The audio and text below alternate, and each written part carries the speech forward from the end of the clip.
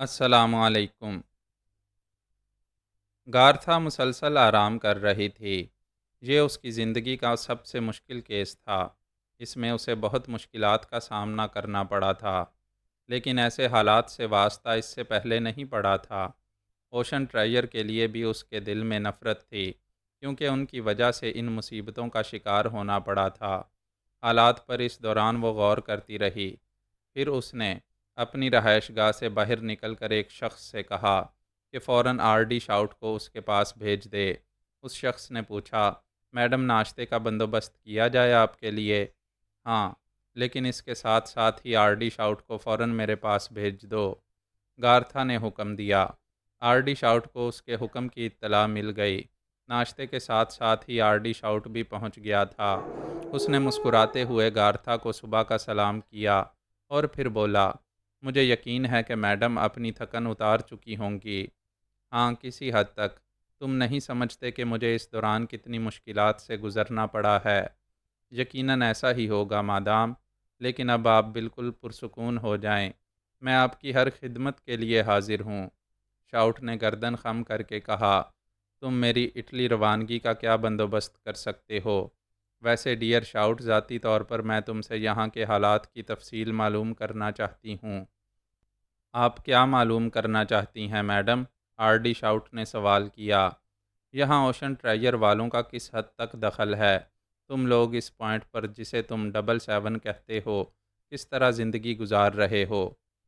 اس جگہ کے بارے میں نے آپ سے عرض کیا تھا کہ یہ بہت پرکشش اور بہت پرسکون ہے۔ یہاں آبادیاں ہیں، لیکن بہت ہی عمدگی سے ایک دوسرے کے ساتھ مل جل کر رہتی ہیں۔ ان لوگوں کا تعلق براہ راست مہذب دنیا سے نہیں ہے، لیکن کچھ لوگ ہیں جو مختلف ذرائع سے مہذب دنیا سے رابطہ رکھتے ہیں۔ ہم انہیں کچھ سہولتیں پہنچاتے ہیں۔ 6 ماہ کے بعد اوشن ٹرائیر والوں کی جانب سے یہاں ایک جہاز آتا ہے جو ہماری ضرورت کی اشیاء لے آتا ہے۔ کبھی ہنگامی بنیاد پر سب میرین وغیرہ بھی استعمال کر لی جاتی ہے۔ فضائی آسانیاں یہاں نہیں ہیں، اور آج تک کوئی ہیلی کاپٹر وغیرہ نہیں آیا۔ یہاں رہ کر ہم سمندری معلومات حاصل کرتے ہیں۔ ہم زیادہ تر ماہرین ہیں، اور یہ جو کچھ بھی یہاں معلوم کرتے ہیں، 6 ماہ کے بعد اسے اوشن ٹرائیر کو منتقل کر دیا جاتا ہے۔ ہمارے رابطے بھی بہت مشکل سے ہوتے ہیں، کیونکہ کئی جگہوں سے رابطہ قائم کرنے کے بعد ہم اوشن ٹرائیر کے ہیڈ کوارٹر تک اپنی بات پہنچا سکتے ہیں اور وہاں سے معلومات وصول کرتے ہیں۔ ان تمام مشکلات کے باوجود زندگی یہاں بہت پرسکون ہے۔ بے شک مہذب آبادیوں کی رونق یہاں نہیں ہے، لیکن ایک پرسکون زندگی گزارنے کے لیے یہ جگہ بے حد دلکش ہے۔ اوہو، مجھے ان ساری چیزوں سے کوئی دلچسپی نہیں ہے۔ میں تو صرف یہ معلوم کرنا چاہتی ہوں کہ میرا اٹلی پہنچنے کا کیا بندوبست ہو سکتا ہے۔ میڈم، آپ کے تازہ دم ہونے کا انتظار تھا۔ اس کے بعد آپ جو بھی حکم دیں گی اس کی تعمیل ہوگی۔ اوشن ٹرائیر سے رابطہ قائم کر کے میری خواہش ان تک پہنچاؤ کہ میں فوری طور پر یہاں سے اٹلی جانا چاہتی ہوں، اور مجھے ایسے بہتر ذرائع درکار ہیں جن کے ذریعے سونے کا وہ ذخیرہ بھی میں اٹلی منتقل کر سکوں۔ یہ میرے معاوضے کا ایک حصہ ہوگا، اور اسے میری ذاتی کاوش ہی تصور کیا جائے گا۔ ویسے جہاز کا کیا حال ہے؟ اخناتون کی مکمل نگرانی ہو رہی ہے یا نہیں؟ میں نے اپنے آدمی وہاں تعینات کر دیے ہیں۔ وہ اپنی ڈیوٹی بخوبی انجام دے رہے ہیں۔ آپ بے فکر رہیں۔ ویسے بھی یہ جزیرہ عام سمندری راستے سے ہٹ کر ہے، کوئی بھی اس جانب متوجہ نہیں ہو سکتا۔ گارتھا پرخیال انداز میں گردن ہلانے لگی، پھر بولی، آر ڈی شاؤٹ اخناتون اتنا قیمتی جہاز ہے کہ اگر اس پر موجود تمام ساز و سامان اپنی تحویل میں لے لیں اور اس کے ذریعے سفر کر کے مہذب دنیا تک پہنچ جائیں، تو اس کے بعد کم از کم تمہیں اور تمہاری 3 نسلوں کو مزید کچھ کرنے کی ضرورت باقی نہ رہے۔ سمجھ رہے ہو نا میری بات؟ آر ڈی شاؤٹ نے چونک کر گارتھا کو دیکھا، پھر بولا، مگر میڈم، باہر کی دنیا کے دروازے تو میرے لیے بند ہو چکے ہیں، اور میں وہاں بالکل غیر محفوظ ہوں۔ کیسی بچوں جیسی باتیں کرتے ہو؟ تم جیسا ذہین آدمی یہ الفاظ کہہ رہا ہے۔ خیر، اگر تم یہ تصور کرتے ہو کہ ایسا ہے، تو میں تمہیں مکمل تحفظ کی ضمانت دے سکتی ہوں۔ اٹلی میں آباد ہو جاؤ، اور آر ڈی شاؤٹ ہی کے نام سے دندناتے پھرو۔ کسی کی نگاہ تمہاری جانب اٹھ جائے تو مجھے میرے دیے ہوئے پستول سے گولی سے اڑا دینا۔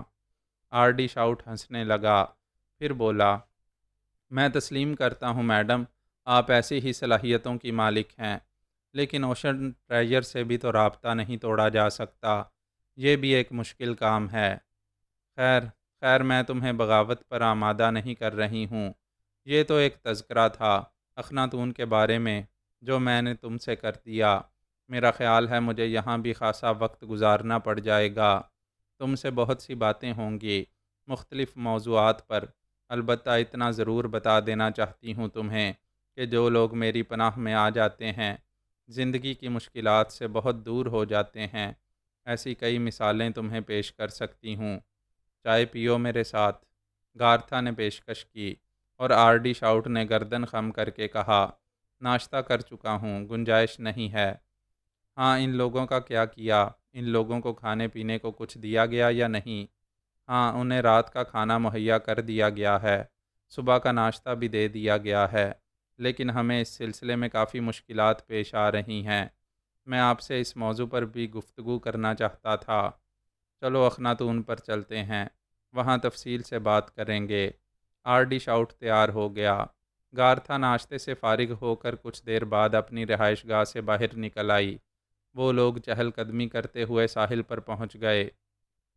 نگرانی کرنے والے ساحل پر بھی موجود تھے تاکہ کوئی غیر متعلق شخص اخناتون تک پہنچنے کی کوشش نہ کرے۔ کشتیاں بھی تھیں اور ایسی ہی ایک کشتی میں بیٹھ کر دونوں اخناتون کی جانب چل دیے۔ گارتھا خاموشی سے اس جہاز کو دیکھ رہی تھی۔ تھوڑی دیر بعد وہ اخناتون تک پہنچ گئے۔ وسیع و عریض جہاز اپنی تمام تر خوبصورتی کے ساتھ نظر آ رہا تھا۔ آر ڈی شاؤٹ نے بھی ہنگامی حالات کے بعد پہلی بار اس جہاز کا بھرپور نگاہ سے جائزہ لیا تھا اور اس کی تعریفیں کرتا رہا تھا۔ گارتھا اس کے ساتھ جہاز کے ایک ایک گوشے کا معائنہ کر رہی تھی۔ آر ڈی شاؤٹ نے کہا، بلا شبہ شاید ہی کوئی اتنا قیمتی اور شاندار جہاز دوسرا موجود ہو، اور اس پر تقریباً تمام ہی انتظامات کیے گئے ہیں، کوئی کسر نہیں چھوڑی گئی۔ ہم اسے دنیا کا شاندار ترین جہاز کہہ سکتے ہیں۔ ہاں، اور ان احمق لوگوں نے سمندر سے سونے کے ذخائر نکال کر اربوں ڈالر کی مالیت کے اس جہاز کی قیمت ادا کر دی تھی۔ گارتھا نے کہا، میں سمجھا نہیں، لمبی کہانی ہے، بعد میں تمہیں سناؤں گی، آؤ ذرا سونے کے اس ذخیرے کو دیکھ لیتے ہیں۔ ویسے آر ڈی شاؤٹ، اس جہاز کے لیے میں نے جتنی محنت کی ہے، اس کے تحت یہ پورا جہاز میری ملکیت ہونا چاہیے، اور ہو سکتا ہے میں اوشن ٹریجر والوں سے یہ معاہدہ کر لوں، کیونکہ مستقبل میں بہت سے کام انہیں مجھ سے پڑ سکتے ہیں۔ ایسا کوئی جہاز اپنی تحویل میں لے کر مجھے خوشی ہوگی، حالانکہ یہ میرے لیے ایک نیا تجربہ ہے، لیکن تم اسے فی الحال میری ملکیت سمجھ کر اس کا مکمل تحفظ کرو گے۔ ایک اور خیال میرے ذہن میں آ رہا ہے، میڈم، جہاز کے عملے اور گرفتار شدہ افراد کی تعداد بہت زیادہ ہے، اور جیسا کہ میں نے آپ سے عرض کیا کہ میرے پاس افرادی قوت محدود ہے، ان لوگوں کے لیے خوراک کی تیاری بھی آسان کام نہیں ہے، بہت وقت لگتا ہے۔ میں نے ایک بات سوچی ہے، ہمارے اپنے پاس تو خوراک کے کافی ذخائر موجود ہیں، اگر ہم اس ذخیرے کو انہی کے لیے وقف کر دیں تو کوئی حرج نہیں ہے۔ بعد میں اوشن ٹریجر سے رابطے کے بعد جو بھی فیصلہ ہو، یہ سامان ان لوگوں تک پہنچا دیا جائے اور انہیں خوراک تیار کرنے کی آسانیاں فراہم کر دی جائیں۔ وہ لوگ خود اپنی خوراک تیار کریں اور اس طرح اپنا پیٹ بھریں، ورنہ دوسری صورت میں یہ سب کچھ مشکل ہو جائے گا۔ گارتھا نے نفرت بھرے لہجے میں کہا، بھوکا مرنے دو کمبختوں کو، مر جائیں تو ہمیں کیا، مجھے ان لوگوں سے ذرا برابر دلچسپی نہیں ہے۔ یہ ابھی ممکن نہیں ہوگا میڈم، اوشن ٹریجر سے جب تک ان کے لیے احکامات نہ آ جائیں، ہمیں ان کی زندگی کا تحفظ کرنا ہوگا۔ میرے خیال میں آپ مجھے اس بات کی اجازت دے دیں، خوراک کے یہ ذخائر ہم لوگ خود ان تک پہنچا دیں گے، اور جہاں تک میرا اندازہ ہے ہم انہیں اخناتون تک پہنچنے سے بے شک روکیں۔ باقی اگر ان میں سے کوئی جزیرے کے دوسرے حصوں تک پہنچ جاتا ہے تو خود ہی اپنی تقدیر کو روئے گا، کیونکہ کسی اجنبی کے لیے یہاں بہت سے مصائب ہیں۔ میرا مطلب ہے کہ اگر آرنو ڈوم کے ساتھی زیادہ عرصے تک ان کی نگرانی نہ کر سکیں تو ہمیں انہیں تھوڑی سی آزادی دینا ہوگی، کیونکہ یہ کام ہمارے لیے ممکن نہیں ہے۔ تم بہت دور تک سوچتے ہو۔ جب اوشن ٹریجر سے رابطہ قائم ہو جائے تو ان سے میری بھی گفتگو کرا دینا، میں کوئی بہتر حل فوری طور پر دریافت کر لوں گی۔ ویسے آرنو ڈوم کے ساتھیوں کے بارے میں کیا تمہیں یہ خدشہ ہے کہ وہ تمہارے احکامات سے روگردانی کریں گے؟ ہمارا ان پر کنٹرول نہیں ہے، وہ تو صرف معاوضے پر تعاون کر رہے ہیں، اور چونکہ آرنو ڈوم کو اس کی پسند کے مطابق سونے کا ذخیرہ مل گیا ہے، اس لیے اس نے ابھی تک کوئی اعتراض نہیں کیا اور ہم سے تعاون کر رہا ہے۔ لیکن یہ تعاون مسلسل جاری نہیں رہ سکتا، کیونکہ اس کا کوئی مقصد نہیں ہوگا۔ ٹھیک ہے، خوراک کے ذخائر کے سلسلے میں تم اپنی پسند کے مطابق کام کر سکتے ہو، لیکن باقی چیزیں بالکل محفوظ رہنی چاہیے، اور جب تک میں اوشن ٹریجر سے گفتگو نہ کر لوں ان چیزوں کو میری امانت سمجھا جائے۔ میں خود بھی انہیں چھونے کی جرت نہیں کر سکتا، البتہ کچھ کام مجھے ضرور کرنا ہوں گے۔ مثلاً یہ کہ یہاں جو ماہرین موجود ہیں وہ اخناتون پر موجود سمندری نوادرات کا تجزیہ کر کے مجھے ان کے بارے میں رپورٹ پیش کریں، تاکہ میں اوشن ٹریجر کو ان کی تفصیلات بتا سکوں۔ اس کام کے لیے آپ مجھے اجازت دیں۔ ہاں، لیکن جلد از جلد یہ کام کرا لو، کیونکہ تم اپنے پہلے ہی رابطے میں اوشن ٹریجر کو ان کی تفصیلات بتاؤ گے۔ جی میڈم، آر ڈی شاؤٹ نے جواب دیا۔ تو پھر اس کے لیے یہ ضروری ہے کہ یہ کام بھی تم جلد از جلد کرا لو، تاکہ مجھے یہاں سے واپس جانے میں کوئی دقت نہ اٹھانی پڑے۔ آر ڈی شاؤٹ نے گردن ہلا دی تھی۔ کافی دیر تک گارتھا اخناتون پر موجود رہی اور وہاں کی ایک ایک چیز کا جائزہ لیتی رہی۔ اس کے انداز میں برتری تھی، اور یہ برتری آر ڈی شاؤٹ کو اب کسی حد تک ناگوار گزرنے لگی تھی۔ اس کا گارتھا سے صرف اتنا رابطہ تھا کہ ایک بار ان دونوں کا ساتھ رہ چکا تھا، اس سے زیادہ اس کو اس پر برتری حاصل نہیں رہی تھی، بلکہ ان واقعات کے پیش نگاہ جو فرانس میں پیش آئے تھے، اس نے خود سے بہت اچھا سلوک کیا تھا اور اس سے نہایت مؤدبانہ انداز میں پیش آتا رہا تھا۔ لیکن دفعتاً ہی اسے یہ احساس ہوا تھا کہ گارتھا کا رویہ اس کے ساتھ ایسا ہے جیسے وہ اس کا ماتحت ہو، حالانکہ اس کا تعلق براہ راست اوشن ٹریجر سے بھی نہیں تھا۔ پھر انہوں نے واپسی کا فیصلہ کیا اور کچھ دیر بعد ساحل کی جانب چل پڑے۔ راستے میں گارتھا نے کہا، ذرا ان لوگوں کا جائزہ بھی لے لیا جائے۔ شاؤٹ نے کوئی جواب نہیں دیا۔ وہ ساحل پر آ گئے اور اس کے بعد اس طرف چل دیے جہاں قیدیوں کو رکھا گیا تھا۔ گارتھا کے دل میں احساس برتری جنم لے رہا تھا۔ اخناتون پر ہونے والے واقعات اسے یاد آ رہے تھے۔ سب سے زیادہ اسے کیپٹن ایڈگر سے نفرت ہو رہی تھی، جس نے اس پر سختیاں کی تھیں اور اس کے ساتھ بدتمیزی سے پیش آیا تھا۔ وہ کچھ دیر بعد ان لوگوں کے درمیان پہنچ گئی۔ تمام نگاہیں اسے دیکھ رہی تھیں اور اس کے ہونٹوں پر مدھم سی مسکراہٹ تھی۔ وہ آہستہ آہستہ ان لوگوں کے درمیان سے گزرتی رہی اور مسکراتے ہوئے گردن ہلاتی رہی۔ وہ دفعتاً ہی چونک پڑی۔ اسے احساس ہو گیا تھا کہ شبان ان لوگوں کے درمیان موجود نہیں ہے۔ وہ اس احاطے میں بیٹھے ہوئے تمام افراد کا جائزہ لینے لگی، اور پھر اس نے مدھم لہجے میں آر ڈی شاؤٹ سے کہا، ان میں سے کوئی اس جگہ سے اٹھ کر کہیں گیا ہے؟ سمجھا نہیں میڈم، آر ڈی شاؤٹ نے کہا، ایک اہم آدمی کم ہے۔ میں نے تمہیں اس نوجوان لڑکے کے بارے میں بتایا تھا جس کے لیے اس کام کی ابتدا ہوئی تھی، وہ ان میں موجود نہیں ہے۔ ہو سکتا ہے ضروریات کے سلسلے میں کہیں آس پاس گیا ہو، معلوم کرو، گارتھا نے تحکمانہ انداز میں کہا، اور آر ڈی شاؤٹ کا چہرہ تن گیا۔ اس نے ایک لمحے توقف کیا اور اس کے بعد نگرانی کرنے والوں سے شبان کے بارے میں پوچھا، مگر ہر ایک نے اس کے بارے میں لا علمی ظاہر کی۔ آر ڈی شاؤٹ نے یہ بات گارتھا کو بتائی تو وہ بفر گئی۔ کیا کہتے ہو آر ڈی شاؤٹ؟ وہ ان کے درمیان نہیں ہے، وہ انتہائی اہم شخصیت ہے۔ میں تم سے یہ بات کہہ چکی ہوں کہ اس مہم کا آغاز صرف اسی کی وجہ سے ہوا تھا۔ یہ کیسے ہو سکتا ہے؟ کہاں گیا وہ؟ یہ تمہاری ذمہ داری ہے، تلاش کرو اسے۔ کیا کھیل ہے یہ؟ اتنے تھوڑے سے افراد اور ان میں سے ایک شخص غائب۔ آر ڈی شاؤٹ سرد نگاہوں سے گارتھا کو دیکھنے لگا۔ گارتھا تیزی سے آگے بڑھ گئی۔ سامنے ہی کیپٹن ایڈگر موجود تھا۔ وہ اس کے سامنے پہنچی اور سرد لہجے میں بولی، کھڑے ہو جاؤ۔ وہ پتھریلا چہرہ بنائے ہوئے کھڑا ہو گیا۔ شبان کہاں ہے؟ اس نے اس سے سوال کیا۔ اور ایڈگر نفرت بری نگاہوں سے اسے دیکھنے لگا۔ اس نے جھلا کر اس کا گریبان پکڑ لیا اور اسے جھنجھوڑتی ہوئی بولی، میں پوچھتی ہوں شبان کہاں ہے؟ کیپٹن نے اپنے ساتھیوں کی جانب دیکھا اور پھر آہستہ سے بولا، میرا گریبان چھوڑ دیجیے میڈم، میں پوچھتی ہوں شبان کہاں ہے؟ اس نے کہا۔ کیپٹن نے اس کے ہاتھ کو جھٹکا دے کر اپنا گریبان چھڑا لیا۔ وہ خونی نگاہوں سے اسے دیکھتی رہی۔ پھر اس نے دانت پیستے ہوئے کہا، اگر شبان نہیں ملا تو میں تمہارے ٹکڑے کر دوں گی۔ کیپٹن سمجھ رہے ہو نا میری بات؟ اس نے ادھر ادھر دیکھا اور پھر اسد شرازی کی طرف بڑھ گئی۔ وہ خود ہی خاموشی سے کھڑا ہو گیا تھا۔ گار تھا کہ یہ الفاظ اس نے بھی سنے تھے۔ دردانہ کا چہرہ البتہ زرد پڑ گیا تھا۔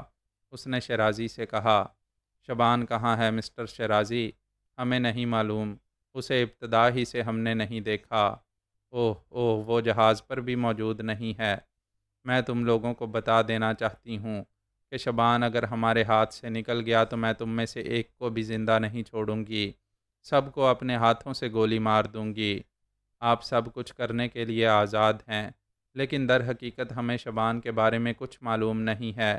اس نے ایک بار پھر شاؤٹ کو اشارہ کیا اور کہنے لگی، مسٹر شاؤٹ، آپ نے بہت غیر ذمہ داری کا ثبوت دیا ہے۔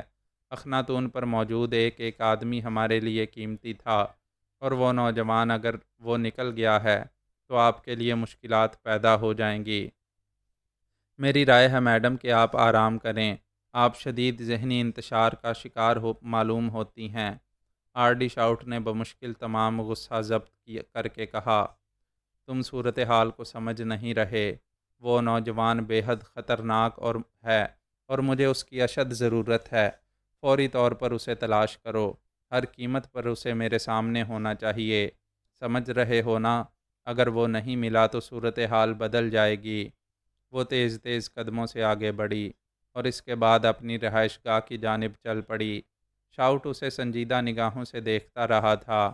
پھر اس کے عقب میں کھڑے ہوئے اس کے ایک ماتحت ساتھی نے کہا، اس خاتون کا رویہ بہت خراب ہے، کیا یہ آپ کی انچارج ہیں؟ شاؤٹ نے گردن گھما کر اسے دیکھا اور غراتے ہوئے لہجے میں بولا، شٹ اپ۔ وہ شخص خاموش ہو گیا تھا۔ تمام افراد سکوت کے عالم میں تھے۔ ارتقا ہاشمی بدستور اپنی بیویوں کے ساتھ بیٹھا ہوا تھا۔ آر ڈی شاؤٹ چند لمحات اپنی ذہنی کیفیت کو کنٹرول کرتا رہا اور اس کے بعد اس نے نرم لہجے میں کہا، آپ لوگوں میں سے کیپٹن کون ہے؟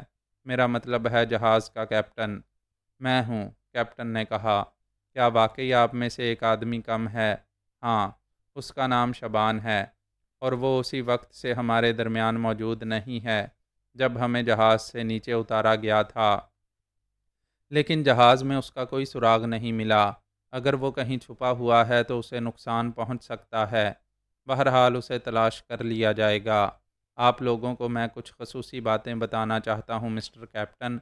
جہاز میں آپ کی خوراک کے وہ ذخائر موجود ہیں جو آپ دوران سفر استعمال کرتے رہے تھے۔ یہاں باقاعدہ راشن موجود نہیں ہے۔ ضرورت کی وہ تمام چیزیں ہمارے پاس ہیں جو عام استعمال میں آتی ہیں، لیکن ان کی مقدار ایک مخصوص وقت کے لیے ہے۔ چنانچہ یہاں سے ہم آپ کی خوراک کی ذمہ داریاں پوری نہیں کر سکیں گے۔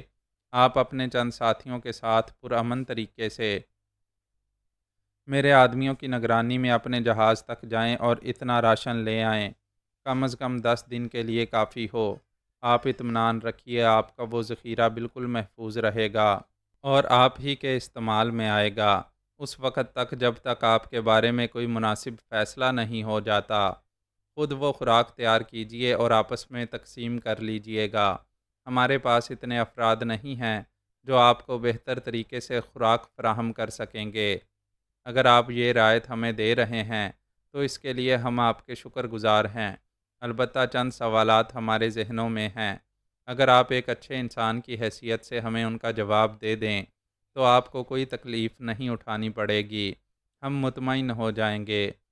آپ یہ پوچھنا چاہتے ہوں گے کہ آپ کی گرفتاری کی وجہ کیا ہے اور یہاں آپ کے ساتھ کیا سلوک کیا جائے گا، تو میں اس سلسلے میں بھی آپ سے مہلت چاہتا ہوں۔ مجھے تھوڑا سا وقت دیں، میں آپ کو بتا دوں گا۔ میری آپ سے کوئی دشمنی نہیں ہے، میں بھی کسی اور کے ایما پر کام کر رہا ہوں۔ آپ تھوڑے عرصے صبر کر لیں، اس کے بعد میں آپ کو تمام صورتحال بتا دوں گا۔ اور سنیے، اس جزیرے کے بارے میں آپ کو مختصر تفصیل بتائے دیتا ہوں۔ یہاں بہت سے قبائل آباد ہیں، اور یہ کبھی کسی زمانے میں مہذب دنیا سے تعلق رکھتے تھے، لیکن اب صرف جنگل کی زندگی گزارنا جانتے ہیں، خطرناک بھی ہیں، اور اپنے مقصد کے حصول کے لیے ہر کام کر سکتے ہیں۔ اگر آپ بھٹک کر ان کے درمیان پہنچ گئے تو انتہائی کوشش کے باوجود ہم آپ کی مدد نہیں کر سکیں گے۔ بہتر یہ ہے کہ محتاط طریقے سے یہاں وقت گزارتے رہیے۔ جہاں تک میرا اندازہ ہے، آپ لوگوں کی زندگی کا کوئی خطرہ نہیں ہے۔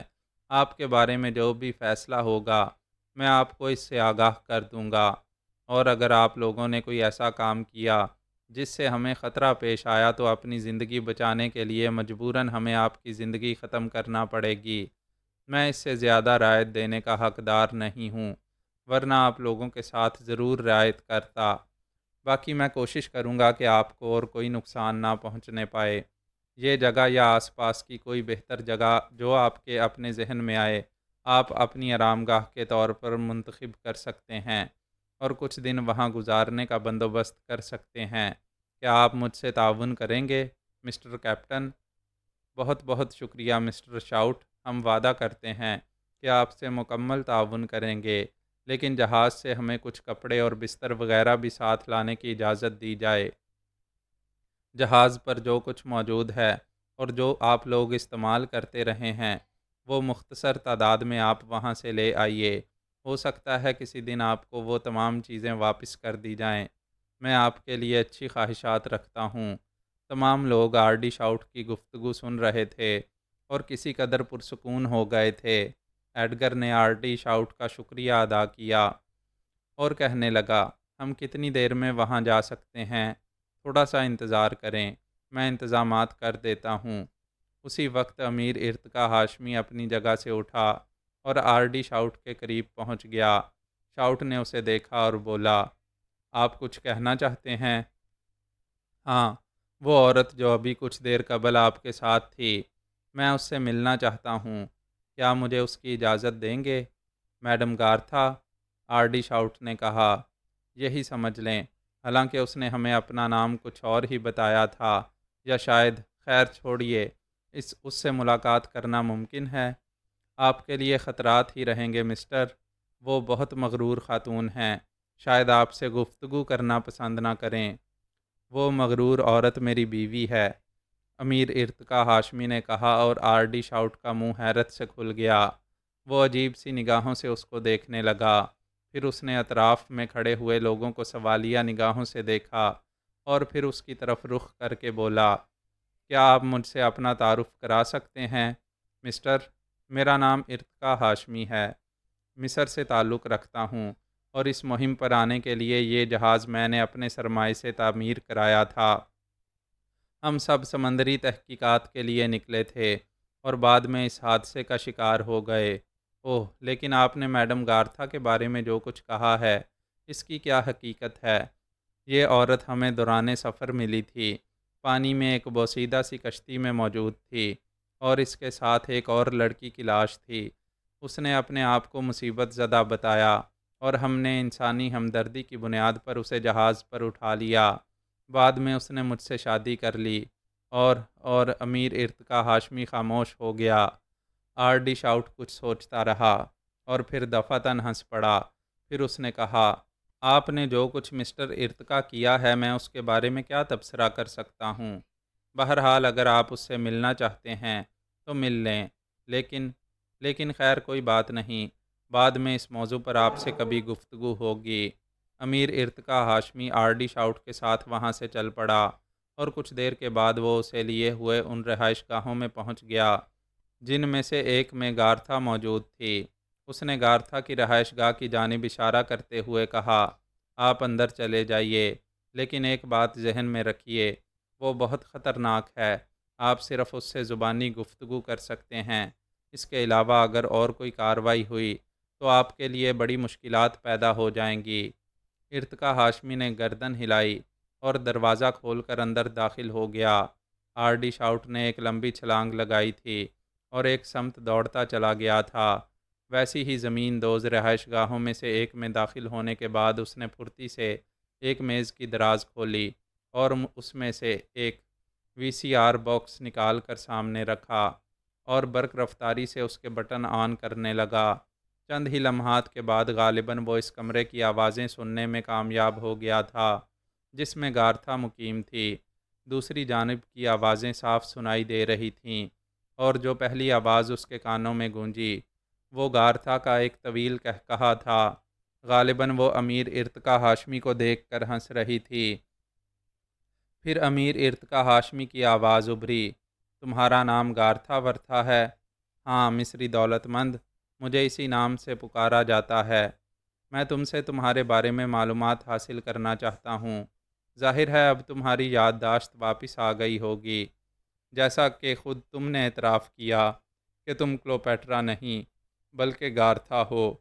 وہ پھر ہنس پڑی اور اس کے بعد اس نے کہا، کلوپیٹرا تو میں کبھی بھی نہیں تھی امیر ارتقا ہاشمی، یہ نام تو تم نے مجھے دیا تھا۔ نیل کی ساحرہ تمہارے ذہن میں اتری ہوئی تھی اور تم نے مجھے کلوپیٹرا بنا دیا تھا۔ مجھے خود بھی یہ نام پسند آیا امیر ہاشمی، اور یقیناً جتنا وقت میں نے تمہارے ساتھ گزارا تمہیں بھی اس میں کسی نقصان کا احساس نہ ہوا ہوگا۔ خیر شاید میں تمہیں گارتھا کے نام سے نہ پکار سکوں، کلوپیٹرا ہی کہوں گا۔ مجھے بتا سکتی ہو کہ ہمارے ساتھ یہ سب کچھ کیوں کیا گیا ہے؟ اب کوئی حرج نہیں ہے یہ بات تمہیں بتانے میں۔ اس کی بنیادی وجہ یہ ہے کہ میرا کام یہاں آ کر مکمل ہو گیا ہے، اور اس سے زیادہ میں اب تم لوگوں کے ساتھ رہ بھی نہیں سکتی۔ بات دراصل یہ ہے مسٹر ارتقا ہاشمی، میرا تعلق اٹلی سے ہے، اور اٹلی میں میری پوری ایک آرگنائزیشن ہے جسے میں سربراہ کی حیثیت سے چلاتی ہوں۔ میری یہ آرگنائزیشن دنیا کے مختلف ضرورت مندوں کی مدد کرتا ہے، اور میں معقول معاوضہ لے کر بہت سے لوگوں کے کام آتی ہوں۔ اوشن ٹرائیر نامی ایک ادارہ ہے جو سمندری تحقیقات کرتا ہے، اور اس کے ہاتھ دنیا بھر میں پھیلے ہوئے ہیں۔ سمندری معلومات پر وہ اپنی اجارہ داری رکھنا چاہتا ہے۔ اسد شرازی نے جو یہ کام شروع کیا تو اوشن ٹرائیر اس کی جانب متوجہ ہو گیا، اور پھر مختلف ذرائع سے اسے ایک ایسے نوجوان کے بارے میں اطلاع ملی جو سمندر میں بے پناہ مہارتوں کا مظاہرہ کرتا ہے، اور اس کا نام شبان تھا۔ مجھ سے رابطہ قائم کر کے کہا گیا کہ میں شبان کو اوشن ٹرائیر کے لیے حاصل کر لوں، اور میں ایک معقول معاوضے کے بدلے یہ کام کرنے پر تیار ہو گئی، لیکن دیر ہو چکی تھی۔ شبان اسد شرازی کے ساتھ تمہارے پاس مصر میں تھا۔ میں نے وہاں سے تمہارے جہاز اخناتون کا تعاقب شروع کر دیا۔ اوشن ٹرائیر کے بہت سے جزیرے ان دور دراز سمندروں میں موجود ہیں، اور مجھے ان سے مدد دی جانے کا وعدہ کیا گیا تھا۔ اس سلسلے میں مجھے بہت کچھ کرنا پڑا۔ میں اپنے مزاج کی مالک ہوں۔ مجھے ایک سب میرین کے ذریعے اخناتون کے پیچھے روانہ کیا گیا تھا۔ پھر ایک جزیرے پر میری ملاقات ایسے چند لوگوں سے ہو گئی جو اوشن ٹرائیر کے آدمی تھے، لیکن ان سے میرا اختلاف ہو گیا، اور وہاں سے میری ذہنی رو بدل گئی۔ میں نے ان میں سے ایسے چند افراد کو قتل کیا، اور اس کے بعد ایک ایسی حیثیت سے چل پڑی جس کے ذریعے میں اخناتون پر پہنچنے میں کامیابی حاصل کر لوں، اور ایسا ہی ہوا مسٹر ارتقا ہاشمی۔ میں نے ایک پراسرار عورت کی حیثیت سے کچھ پیش گوئیاں کیں، اور تمہارے ہاتھوں اس سب میرین کو تباہ کرا دیا جس کے ذریعے مجھے اوشن ٹرائیر کی جانب سے ہدایت ملتی تھیں۔ میں اب اپنی پسند سے کام کرنا چاہتی تھی۔ پھر ایک اور پوائنٹ سے حملہ کرایا۔ میں نے ان حملہ آوروں کو تمہارے ہی ہاتھوں فنا کرا دیا تاکہ اخناتون پر اور تم لوگوں پر اپنا اعتبار قائم کر سکوں۔ بعد میں یہ صورتحال پیش آئی، اور تمہارے جہاز کے لوگ، خصوصاً وہ کمینہ کیپٹن ایڈگر، میری مخالفت پر آمادہ ہو گیا، اور اس طرح اس نے ہم لوگوں کو گرفتار کر لیا۔ بات صرف یہ ہے امیر ارتقا ہاشمی کہ میں بہت بڑی شخصیت کی مالک ہوں، اپنی برتری اور دنیا کو اپنی غلامی میں دیکھنا پسند کرتی ہوں، اور اس کے لیے ہر ممکن قدم اٹھانے پر آمادہ ہو جاتی ہوں۔ چنانچہ اس وقت جب میں نے یہ دیکھا کہ صورتحال میرے خلاف ہو گئی ہے تو مجبوراً میں نے پھر ایک ایسے پوائنٹ کا سہارا لیا جو انہی سمندروں میں موجود تھا، اور اس کے نتیجے میں اب تم لوگ اس جزیرے کے قیدی ہو۔ میری ذہانت کی داد نہیں دو گے امیر ارتقا ہاشمی؟ میں صرف اپنی برتری کی قائل ہوں۔ کسی کو تسلیم نہیں کرتی، اور وقت ہمیشہ میرے تابع رہتا ہے۔ اسے مجھ سے بغاوت کی جرت نہیں ہوتی۔ اس جزیرے پر بھی جو انچارج موجود ہے وہ میرے تلوے چاٹتا ہے، اور تم لوگوں کی تقدیر کا فیصلہ میری مٹھی میں ہے۔ امیر ارتقا ہاشمی جو کچھ بھی سمجھ رہا تھا یا نہیں سمجھ رہا تھا، لیکن آر ڈی شاؤٹ کی آنکھیں شدت حیرت سے پھٹی ہوئی تھیں۔ اس نے جو کچھ سنا تھا اس کے لیے ناقابل یقین تھا، اور اس کا ذہن سائیں سائیں کر رہا تھا۔ ایک بہت بڑا انکشاف ہوا تھا، بہت ہی سنسنی خیز انکشاف۔ امیر ارتقا ہاشمی سکتے کے سے عالم میں گارتھا کو دیکھ رہا تھا۔ ذہن عجیب و غریب خیالات کی آماج گاہ بنا ہوا تھا۔ زندگی میں بہت سے ادوار گزارے تھے، دولت کی فراوانی تھی، کوئی ایسا مسئلہ نہیں تھا جس نے زندگی میں کبھی ذہنی طور پر نقصان پہنچایا ہو۔ ایک عورت کے ہاتھوں وہ اتنا بے بس ہو گیا کہ اس وقت اس کی سمجھ میں نہیں آ رہا تھا کہ کیا کرے۔ اس کے انکشاف نے اسے انتہائی دکھ سے دوچار کیا تھا۔ بات ایک عورت کی نہیں تھی، یہ کھیل تو اس نے زندگی میں لاتعداد بار کھیلا تھا، لیکن اپنی نادانی میں اپنے دوستوں کو جس طرح اس کے ہاتھوں نقصان پہنچا تھا، اس کا ذمہ دار وہ خود کو ہی قرار دے رہا تھا۔ دل میں بہت سے خیالات آ رہے تھے۔ آج تک اس نے یہی کیا تھا، خود سے بے وفائی کرنے والوں کو اس نے کبھی زندہ نہیں چھوڑا تھا۔ جس کی تازہ ترین مثال اس کی بیویوں میں سے ایک کم ہو جانے والی بیوی تھی۔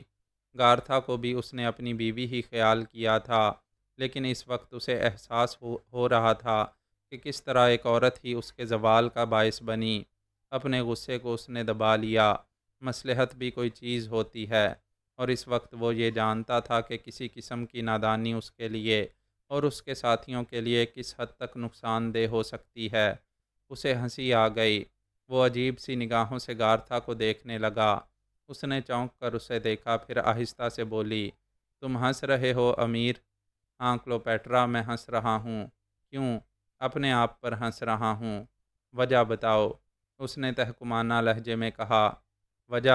وجہ شاید تمہیں پسند نہیں آئے گی ڈیئر کلوپیٹرا، تم مجھے میڈم گارتھا کہو گے، سمجھے؟ جو کہانی جہاز پر شروع ہوئی تھی وہ ختم ہو گئی۔ ارتقا ہاشمی، اس کے بعد تم پر لازم ہے کہ میرا احترام کرو۔ یقیناً کروں گا۔ میں حالات سے بغاوت کی ہمت نہیں رکھ سکتا میڈم گارتھا۔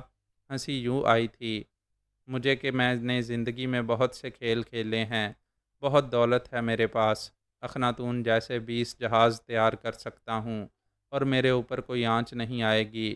دنیا کے لاتعداد بینکوں میں میرا سرمایہ پڑا ہوا ہے، اور شاید تمہیں اس بات پر بھی یقین نہ آئے کہ وہ بینک اس سرمایے سے اپنی ساکھ قائم کیے ہوئے ہیں۔ یہ سب کچھ میرے لیے کوئی اہمیت نہیں رکھتا ہے۔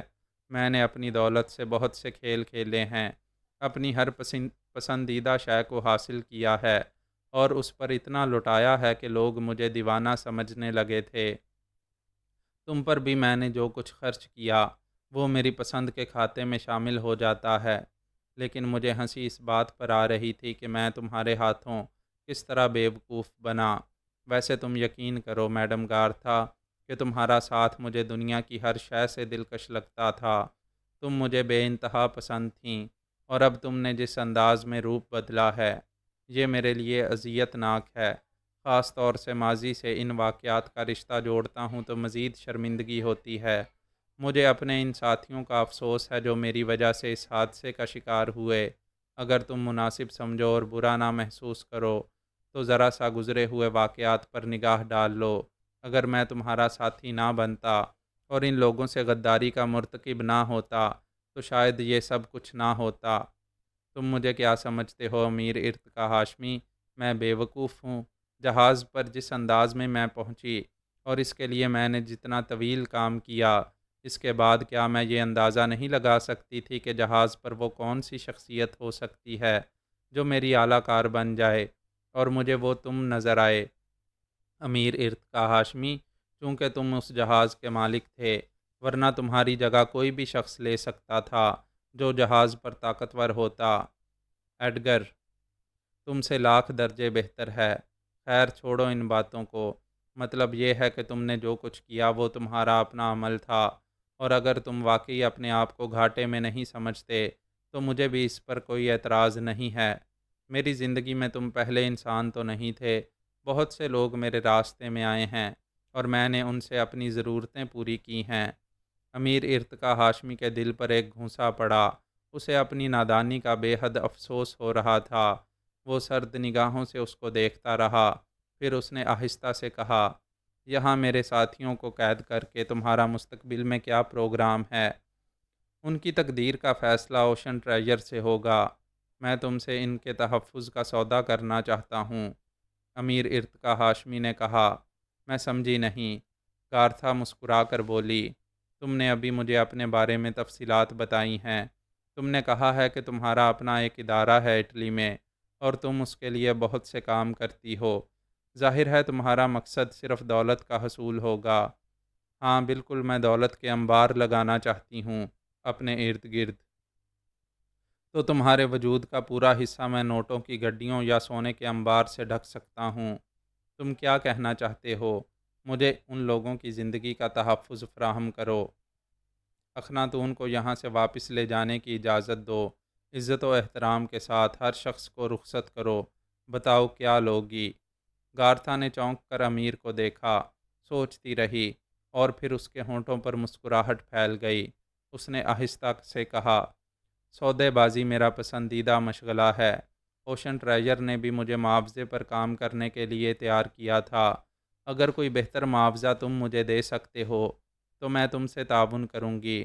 تم قیمت کا تعین کرو۔ میں تم سے وعدہ کرتا ہوں کہ اپنے ان دوستوں کی زندگی کے لیے تمہیں تمہاری منہ مانگی رقم تمہاری پسند کے مطابق ادا کر دوں گا۔ 2 ارب ڈالر، گارتھا نے کہا۔ اس میں میری طرف سے کچھ اضافہ ہی کر لو اور جس شکل میں بھی چاہو تمہیں یہ رقم مل سکتی ہے۔ گارتھا کا منہ حیرت سے کھلا اور اس کے بعد اس نے گردن ہلاتے ہوئے کہا، تم سے سودا کیا جا سکتا ہے امیر ارتقا ہاشمی، لیکن اس کے سلسلے میں ہمیں تفصیلات طے کرنا ہوں گی۔ میں تم سے ہر طرح کی گفتگو کرنے کے لیے تیار ہوں، اور سچ مانو ان تمام تر تفصیلات کے بعد میرے دل میں یہ بات پوری طرح مستحکم ہو گئی ہے کہ تم ان لوگوں کی زندگی کی ضامن بن سکتی ہو۔ بلا شبہ میں تم سے پہلے ہی کہہ چکی ہوں کہ اوشن ٹریجر کے پوائنٹس اس کے اپنے ہیں، لیکن ہر جگہ میرا تسلط ہے اور میں جہاں جو چاہوں کر سکتی ہوں۔ مجھے یقین ہے اس کا، میں تمہیں تمہاری منہ مانگی رقم ادا کرنے کے لیے تیار ہوں۔ اگر تمہارے ذہن میں یہ خیال ہو کہ میں اس سودے بازی سے انحراف کر جاؤں گا تو سنو، پہلے تم اپنی یہ دولت حاصل کر لو، اس کے بعد ہمیں رہائی دے دینا، مگر ان لوگوں کو کوئی نقصان نہیں پہنچنا چاہیے۔ گارتھا کسی سوچ میں ڈوب گئی، پھر اس نے آہستہ سے کہا، شبان کہاں ہے امیر ارتقا؟ میں نہیں جانتا۔ دیکھو، شبان کا حصول میرے لیے انتہائی ضروری ہے۔ یہ سمجھ لو کہ اس میں میرا ذاتی مفاد بھی شامل ہے۔ ضرور ہوگا، اور اگر شبان کے بارے میں مجھے علم ہوتا تو تمہیں ضرور بتا دیتا، کیونکہ اس کی زندگی بھی ان تحفظ حاصل کرنے والوں کی زندگی میں شامل ہوگی۔ ہاں ہاں، کیوں نہیں؟ مجھے اسے نقصان پہنچانے کا کوئی شوق نہیں ہے، لیکن کم از کم یہ پتہ تو چلنا چاہیے کہ وہ گیا کہاں۔ وہ شاید اسی وقت سے غائب ہے جب وحشیوں نے جہاز پر حملہ کیا تھا۔ اس کا مطلب ہے کہ وہ سمندر میں اتر گیا۔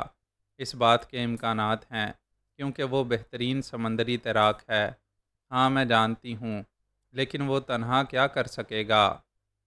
کہیں وہ کسی منصوبے کے تحت پانی میں نہ گیا ہو؟ وہ واقعی تنہا کچھ نہیں کر سکے گا۔ یہاں کی تو دنیا ہی نرالی ہے۔ میں حیران ہوں کہ سمندر کے دور دور دراز حصوں میں بھی اس طرح کی آبادیاں موجود ہیں۔ شبان کے بارے میں معلومات حاصل کرنا تمہاری ذمہ داری ہوگی۔ جہاں تک ان لوگوں کے تحفظ کا معاملہ ہے تو ابھی انہیں کوئی خطرہ نہیں ہے۔ میری اور مسٹر آر ڈی شاؤٹ کی گفتگو ہو چکی ہے۔ خوراک کے ذخائر یہاں منتقل ہو جائیں گے اور تم لوگ ان سے اپنے کھانے پینے کا بندوبست کرو گے۔ باقی جہاں تک مسئلہ اس سودے کا ہے جو تم نے مجھ سے کیا ہے، تو دوسری ملاقات میں ہم اس کے لیے مزید گفتگو کریں گے۔ تم مجھے سوچنے کا موقع دو۔ کیا اس بات پر سوچنے کی ضرورت بھی ہے؟ تم یہاں حاکمانہ حیثیت رکھتی ہو۔ ان لوگوں کی مجال نہیں ہے کہ تم سے انحراف کریں۔ اس کے بعد اخناتون کو یہاں سے روانہ ہونے میں کیا دقت پیش آ سکتی ہے؟ اس میں کوئی شک نہیں ہے کہ ابھی حالات میرے کنٹرول میں ہیں۔ آر ڈی شاؤٹ نے تم لوگوں کی گرفتاری کے بارے میں اوشن ٹرائیر سے رابطہ ضرور قائم کیا ہے، لیکن اسے ابھی تک یہ ہدایت نہیں ملی کہ بعد میں اسے کیا کرنا ہے۔ ایسی صورت میں خود کام کر سکتی ہوں، لیکن مجھے ابھی وقت درکار ہوگا، کیونکہ میں تمہارے جال میں بھی نہیں پھنسنا چاہتی۔ بات یہ نہیں ہے کہ مجھے تمہاری دولت میں کمی کا احساس ہو یا ایسی اور کوئی بات ہو، لیکن میں نے جو کارروائی کی ہے اس کے جواب میں تمہاری طرف سے بھی کوئی کارروائی ہو سکتی ہے۔ میں نے ہمیشہ اپنے دشمنوں پر نگاہ رکھی ہے اور یہ سوچا ہے کہ میرے دشمن مجھے کس انداز میں نقصان پہنچا سکتے ہیں۔ تمہیں بھی میں اپنے دوستوں میں نہیں شمار کر سکتی، خاص طور سے ان واقعات کے بعد۔ میں جانتا ہوں اور سمجھتا ہوں کہ تم اس سلسلے میں حق بجانب ہو۔ جو کچھ بھی کرنا چاہو مجھ سے اس سلسلے میں گفتگو کرو۔ ابتدا میں تمہیں یہ ضمانت دیتی ہوں کہ ان میں سے کسی کو کوئی نقصان نہیں پہنچایا جائے گا۔ ہاں، شبان کی تلاش بے حد ضروری ہے، اور اگر اس نے مجھ سے انحراف کیا اور نکل جانے کی کوشش کی تو میں نہیں کہہ سکتی کہ اسے زندہ رہنے دیا جائے گا یا نہیں۔ ہو سکتا ہے اسے مرنا پڑے، تاہم میں کوشش کروں گی کہ وہ زندہ گرفتار ہو، اور اس کے بعد میں یہ سودا مکمل کر لوں گی۔ ظاہر ہے اس سلسلے میں آر ڈی شاؤٹ کو بھی کچھ چکر دینا پڑے گا، کیونکہ میں تنہا ہوں اور وہ یہاں اپنے پورے عملے کے ساتھ ہے، لیکن غور کرنے کے بعد کوئی ایسا مسئلہ ضرور بنا لوں گی جس سے ان لوگوں کے ہاتھوں سے تمہیں نکالا جا سکے۔ حالانکہ ایک منصوبہ میرے ذہن میں فوری طور پر آ رہا ہے۔ یہ یہاں تعداد میں کل 30 ہیں اور تمہارے ساتھی ان کے قیدی ہیں۔ قیدیوں میں بغاوت بھی ہو سکتی ہے۔ یہ قیدی ان لوگوں کو ہلاک کر کے یہاں سے نکل سکتے ہیں۔ میں یہ پروگرام بناؤں گی۔ اگر اس کی ضرورت پیش آئی تو پھر تمہارے ساتھیوں کو بھی اپنی بقا کی جدوجہد کرنا ہوگی۔ میں صرف یہ بات چاہتی ہوں کہ اوشن ٹرائیر سے رابطہ قائم ہوئے بغیر ہم لوگ اس سلسلے میں کوئی منصوبہ بنا لیں۔ یہ تم پر منحصر ہے۔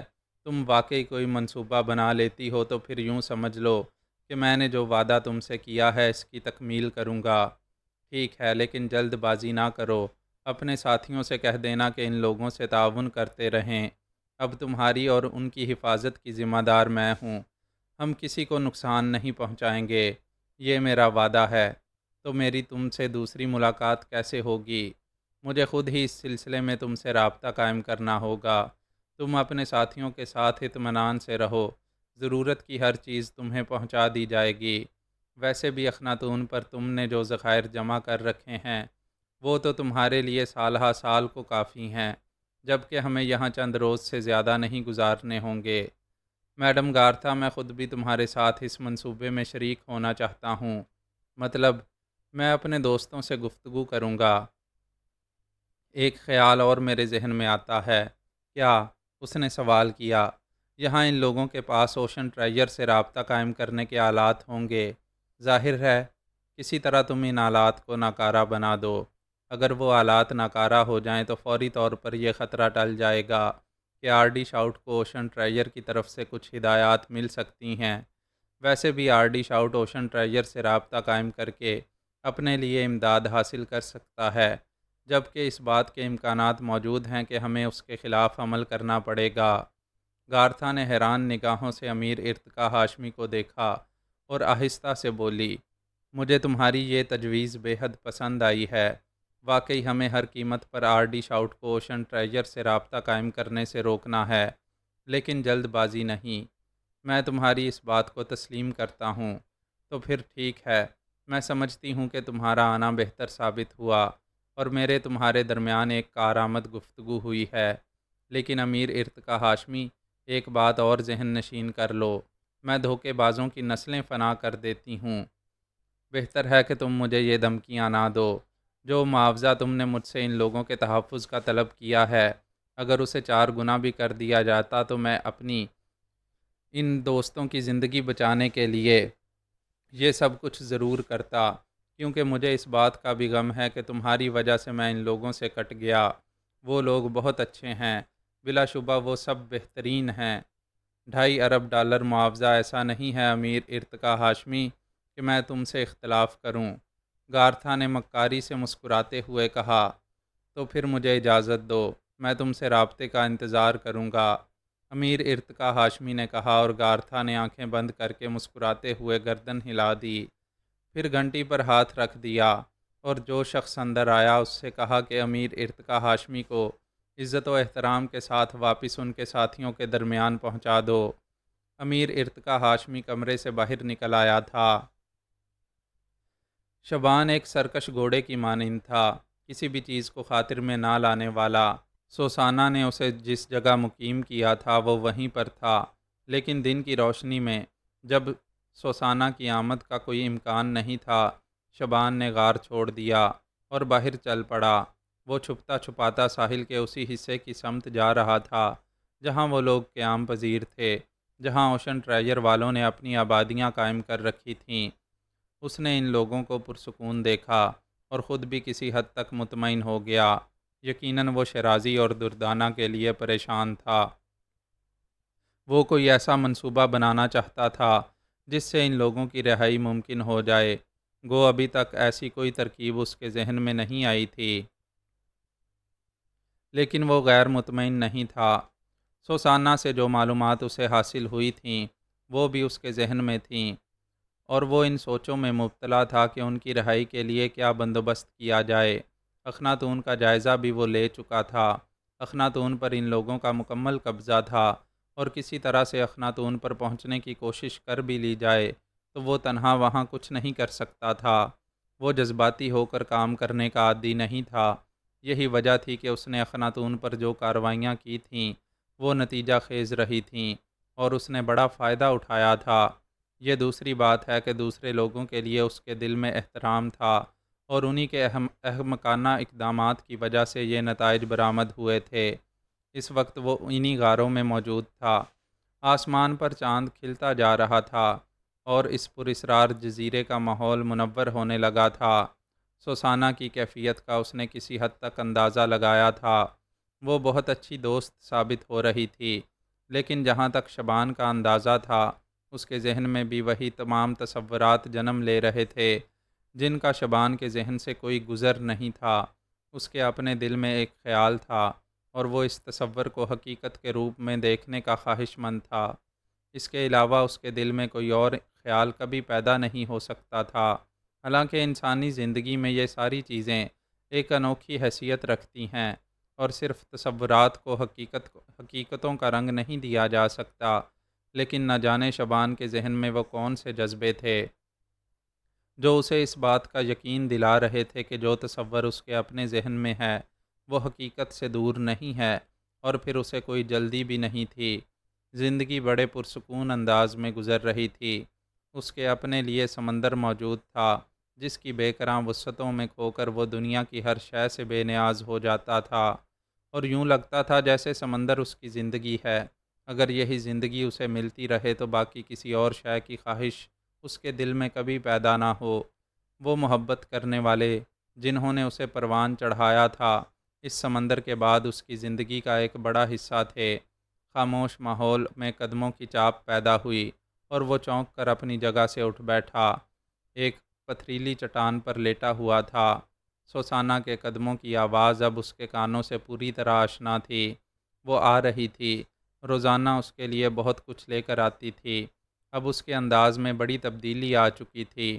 اس وقت بھی وہ حسین پھول اپنے بالوں میں سجائے چاندنی میں انتہائی دلکش نظر آ رہی تھی، اور شبان اسے اسپاٹ نظروں سے دیکھ رہا تھا۔ سوسانہ غار کے دروازے پر پہنچی تو شبان اوپر سے نیچے کود آیا، اور وہ 2 قدم پیچھے ہٹ گئی۔